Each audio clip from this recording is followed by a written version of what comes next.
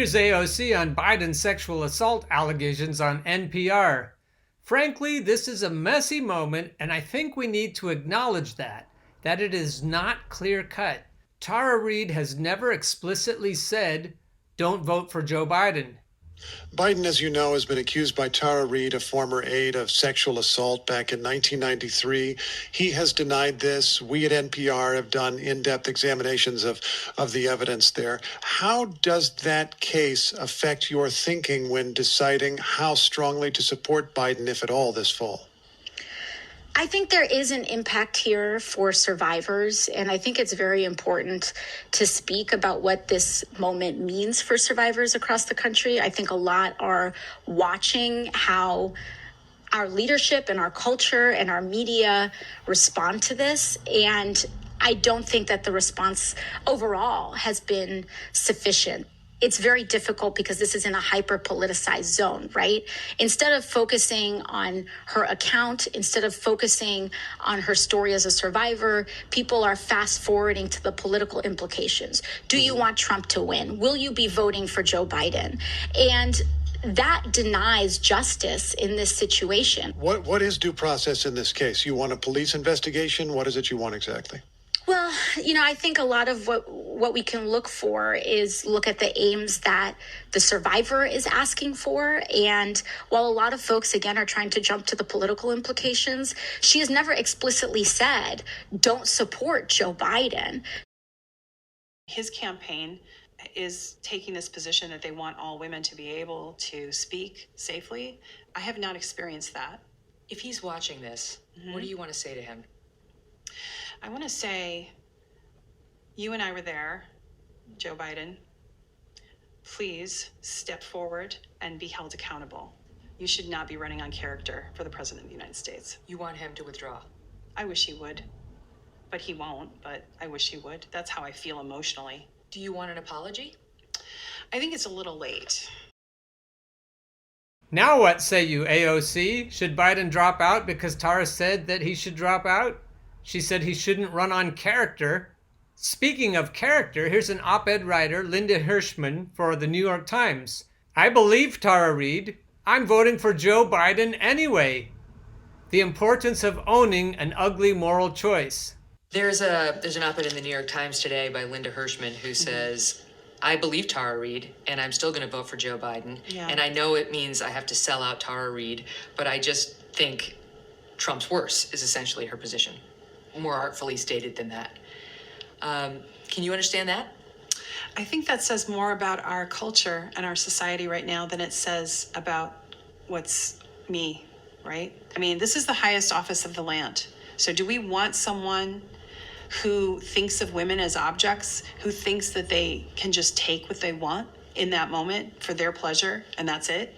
Let's be clear. I believe Tara Reade. I believed Anita Hill, too. Remember the buttons? I wore one. What's the constant here? Joe Biden, then the bumbling head of the Senate Judiciary Committee during the Clarence Thomas confirmation hearings, now the presumptive Democratic presidential nominee. Long before Ms. Reade, before the reports of the rubbing and the sniffing, I interviewed an advisor to Ms. Hill who said she'd tried to warn Mr. Biden of what was happening in the Thomas hearings. How unchecked Republicans were smearing an upright woman's character. But the United States Senate was still very much a boys' club back then, the advisor told me, and there was no getting through to him. Democratic primary voters knew all about Mr. Biden's membership in that boys' club when there was still time to pick someone else, alas. So what's a girl to do now? Discounting Ms. Reade's accusation and, one after another, denigrating her corroborating witnesses, calling for endless new evidence, avowing that you hear her is nonsense. We are now up to 4 corroborating witnesses. I think we're past that, including one contemporary corroborating witness unearthed by Rich McHugh, who was Ronan Farrow's producer at NBC News during the Harvey Weinstein Me Too reporting, and one Larry King live tape. So stop playing gotcha with the female supporters of Mr. Biden or the Me Too movement, making them lie to the camera or perhaps to themselves about doubting her to justify their votes. I'll take one for the team. I believe Ms. Reade, and I'll vote for Mr. Biden this fall. What the actual fuck? All major Democratic Party figures have indicated they're not budging on the presumptive nominee. Well, that's not surprising. And the transaction costs of replacing him would be suicidal. Barring some miracle, it's going to be Mr. Biden. Those transaction costs have to do with the Bernie bros and the Bernie sisters who absolutely will not have it. And the Democratic Party figures absolutely will not have a Bernie Sanders as the nominee. They consider him to be an existential threat to their way of life. So Linda here is apparently on the blue team. Apparently her way of life also is threatened, so she's just going to suck it up and vote for Biden. The sickest part is this utilitarian argument. The choices are not shoot me or stab me. You can get the fuck out of the way and let the Bernie train roll through. No, don't give me your utilitarian pragmatic bullshit. I'm not having it. Yes, this is a fucking purity test. Deal with it. New. The Daily Caller contacted all of the top Democratic Senate candidates about the sexual assault allegations against Joe Biden, asking all of them if they would even consider the allegations. Not one responded. They were each given 48 hours.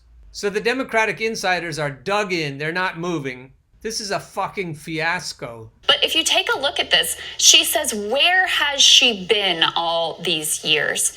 Now, I want you to really think about that. First of all, yes, that is exactly what Republicans said about Christine Blasey Ford, which Democrats rightly called out as a cynical way of dismissing her. Because what does that mean? If you're going to say, where has she been all these years, that means that no survivor can come forward after the fact. That it has, if it's not right at the time, if it's not right when it occurs, right when it happens, that instance, then they can be completely dismissed. This is from 2018. Dianne Feinstein only believes women if they accuse Republicans of sexual assault. Christine Ford has made disturbing allegations of attempted sexual assault against Supreme Court nominee Brett Kavanaugh. While they are serious and while they should be investigated, that does nothing to change the fact that Senate Democrats have no credibility on the issue. The same Senator Dianne Feinstein, who now demands an excruciating investigation of the Ford allegations, didn't bat an eye when a sitting president was credibly accused of rape. Feinstein, along with Dick Durbin of Illinois, Chuck Schumer of New York, and Patty Murray of Washington, were in Congress when Juanita Broaddrick accused then-President Bill Clinton of raping her. Clinton was not a teenager at the time. In his hotel room during his first gubernatorial race in Arkansas in 1978. The Senate was in the middle of an impeachment trial in 1999, and not one of those Democrats called for an investigation into the Broaddrick accusations. Feinstein and company knew of the Broaddrick allegations. She had been interviewed by independent counsel Kenneth Starr's office, and some of the details had leaked publicly. They could read allegations that Clinton lured Broaddrick to his hotel room by switching the location of a meeting at the last moment, that she resisted and he persisted, pushing her onto the bed, that the forcible sex left her shaken and bruised. Either they ignored it or, worse, never even bothered to examine the evidence. Others found the material more than convincing. According to the New York Times, a dozen or so representatives actually reviewed the testimony Broaddrick gave to Starr. In some cases, the Times then reported, reading the Broaddrick files ended the representatives' qualms and made them feel at peace with their decisions to support impeachment. It didn't rile Feinstein or any of the other Democrats in the Senate. They didn't interview Broaddrick, let alone any of her friends, Louise Ma, Susan Lewis, and Jean Darden, who told NBC News that Broaddrick had told them that she had been raped by Bill Clinton. They didn't ask for Norma Rogers to take a polygraph to corroborate how she found Broaddrick lying in the hotel room with a bruised upper lip, crying and in a state of shock. They didn't do anything back then. Of course, the Senate should have done something. Broaddrick was a credible accuser and Clinton a habitual womanizer. Starr had found the allegations serious. So did those dozen members of the House of Representatives. The information merited additional scrutiny, and Broaddrick deserved a day in court, one that she never got. 19 years ago, Feinstein and company ignored the allegations and voted not guilty. When viewed side by side, the reactions to the Ford and the Broaddrick allegations paint an ugly picture of Feinstein's opportunism. She sat on this information, waiting until the last possible moment to maximize chances of sinking Kavanaugh. She ignored similar information in order to save Clinton. So this is interesting. Dianne Feinstein, ranking Democrat on Senate Judiciary, argued to us that the Kavanaugh situation is totally different than the Tara Reade allegations against Biden. Kavanaugh was under the harshest inspection that we give people over a substantial period of time. And I don't know this person at all who has made the allegations. She came out of nowhere. Where has she been all these years? He was vice president, Feinstein said. She touted his record and then said, to attack him this way to me is absolutely ridiculous. As recently as 2017, you were praising Joe Biden publicly. Right. And I think that has a lot of people scratching their heads, right? There's on multiple occasions you retweeted or you liked online praise for Joe Biden and his work combating sexual assault. There was a compliment you tweeted about him saying, my old boss speaks truth. Listen. I mean, it is true that women do sometimes praise men who have sexually harassed or abused them. But why would you publicly praise Joe Biden for actions on sexual assault when you claim that's what he did to you? Well, one thing during that time, I'm an expert witness on domestic violence issues, as you know. So that was like an account that was, part of that awareness of domestic violence and other violent acts. I've always been conflicted about Joe Biden.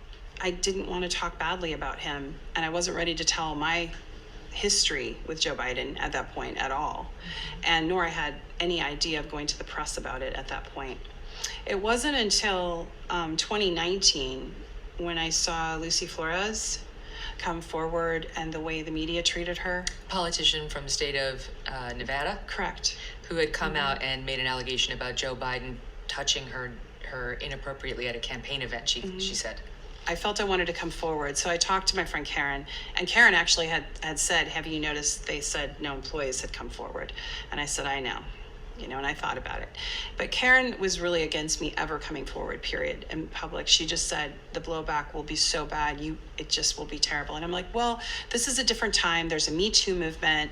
Like, maybe this is the time for me to really, I feel a bit hypocritical. Here I am, an advocate for other people, but I'm hiding this secret. I'm not telling what happened to me.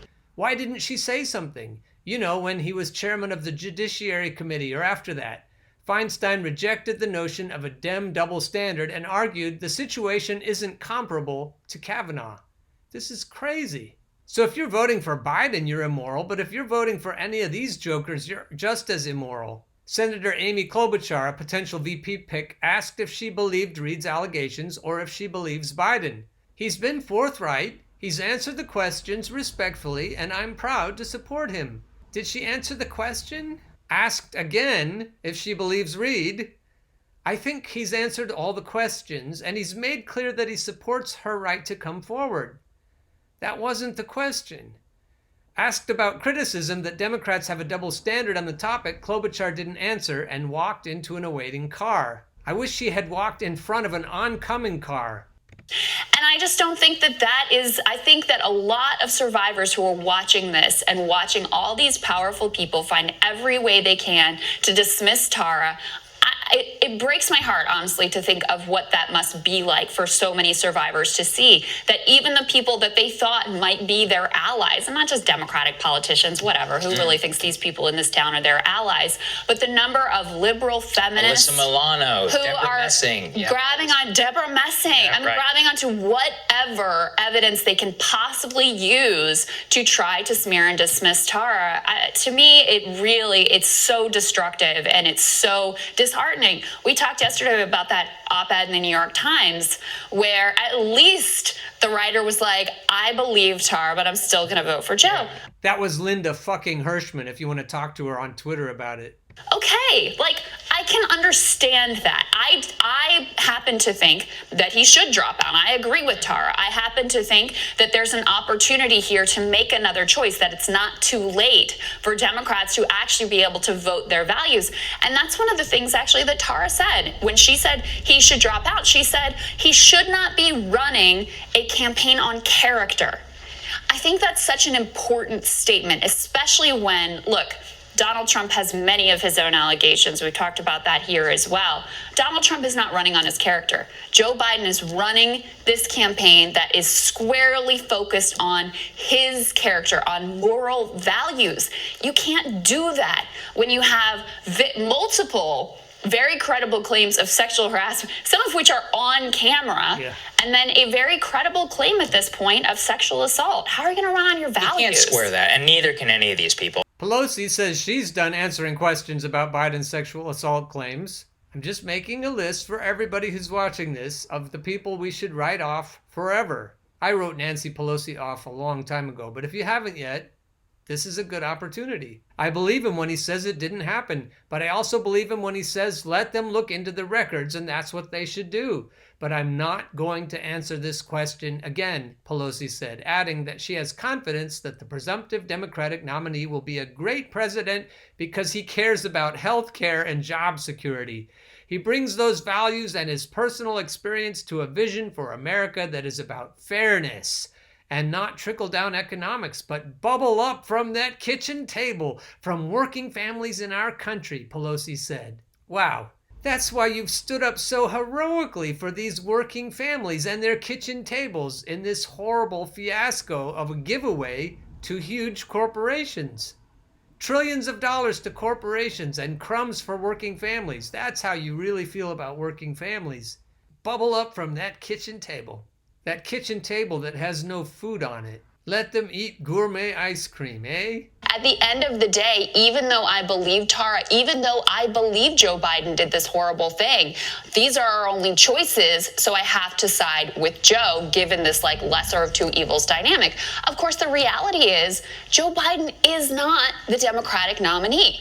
The reality is you could still push to make another selection at this point. Now, the Democratic establishment doesn't want you to think that that is an option on the table, but in fact, a lot of recent polling shows that quite a large number of the Democratic base are evaluating exactly that option. So let's start actually with a civics poll that shows Biden's favorability not doing that well in the face of this and other developments. But specifically on the allegations, there's a Politico poll that asked voters, do you think that we should replace Joe Biden with a different nominee? And in fact, 36% of voters said, yes, we believe that we should have a different nominee, that the Democratic Party should select a different nominee. This was with Morning Consult, it's a very reputable pollster that we reference a lot here. What's interesting to me is that you have a large chunk that still doesn't have their minds made up. So this is very much still an active story, but that you already, and think of where we are right now. Most of America just sort of tuned into this last week. All that they've heard from really is Joe Biden strenuously denying that he did this. And so we still haven't heard from Tara, and already more than a third of Democratic voters are saying, we got to evaluate our options here. And remember that with Morning Consult, I think it was a quarter. We covered it earlier on the show this week. They showed the actual interview of Biden denying the allegations, and almost 45%, I think, of people under the age of 45 said, whoa, we got to pick somebody else. Yeah. They were like, we are not happy with the situation, but that's not It was 40%, Sagar, but still, that's a lot of people. Necessarily reflected in the Democratic electorate writ large. I mean, let's throw up this Monmouth poll that we have here, which shows that despite, the voters are very divided on the credibility of this assault allegation. A plurality do say it's true. However, 32% say it's probably not true, and 31%, as you say, just don't know. I think that 31% that doesn't know is really critical, because you probably have, a fair number of people based on their principles, based on their partisan affiliation, are either absolutely yes or absolutely no. And then you have this other third that's out there going, I don't know. This has just sort of come to my attention.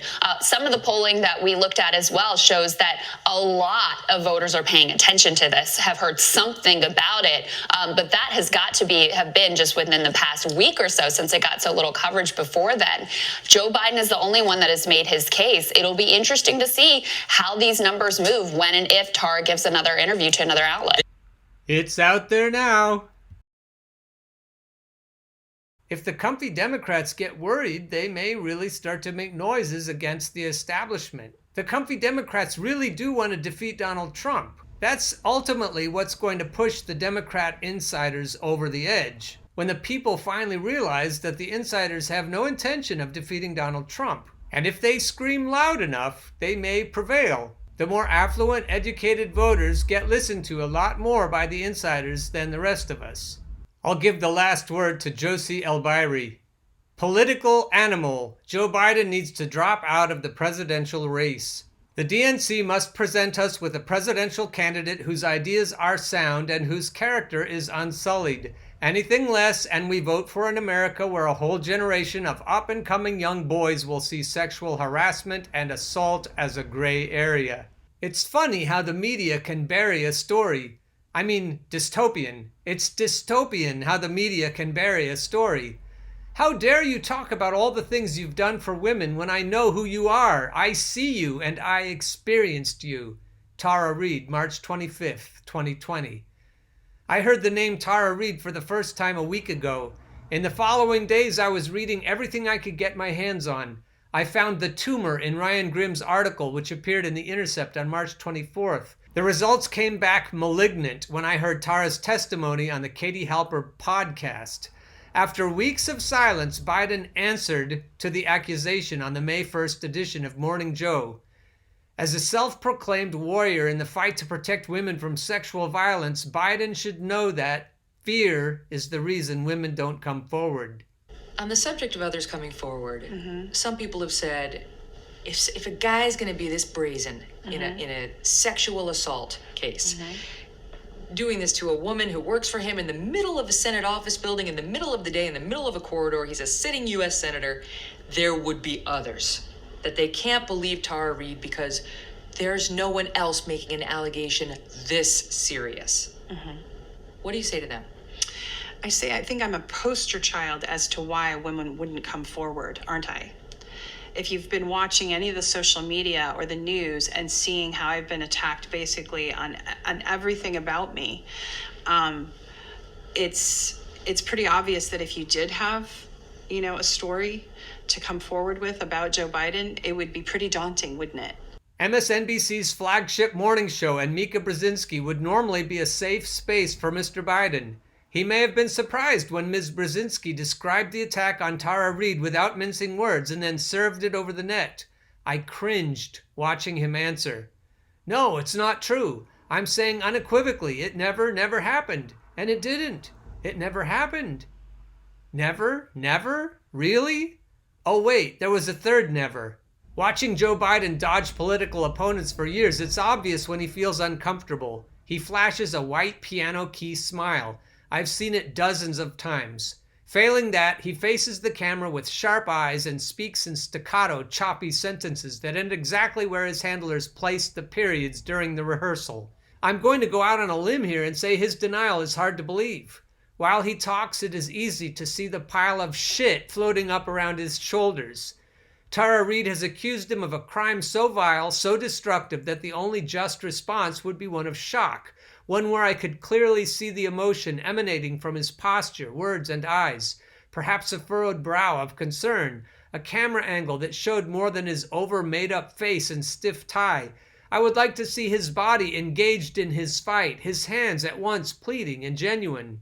I hate it that I am forced to compare him to Trump and that he rarely puts together a clear sentence. I remain flabbergasted that he came out on top as the Democratic nominee. You'll need to take that up with Barack Obama and the CIA. In any case, I am supporting the Democratic ticket for the presidency, I told myself. I guess she has Democrat derangement syndrome.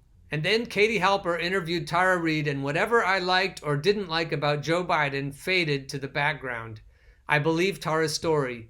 I believe Joe Biden forcibly parted her legs with his knee and shoved his fingers into her vagina in 1993. Many stand by him, many against. Whatever your position, Joe Biden is now a distraction and a detriment to the Democratic Party. He is clearly guilty of inappropriate touch over decades, and don't try to tell me he didn't mean to.